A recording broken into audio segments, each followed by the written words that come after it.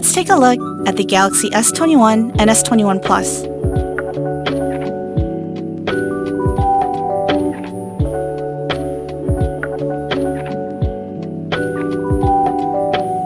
The first thing you'll notice is the incredible AMOLED display.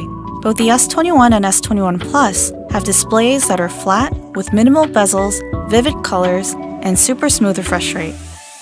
Now let's take a look at the back of the phone. You'll immediately notice a new camera design.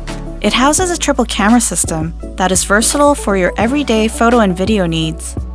Here on the S21 Plus in Phantom Violet, the camera housing blends into the side frame.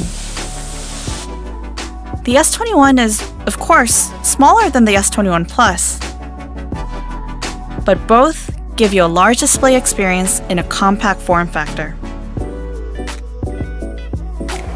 And they have a haze finish, which means less fingerprints.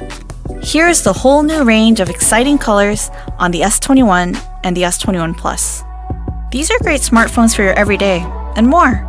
This was a first up-close look at the Galaxy S21 and S21 Plus.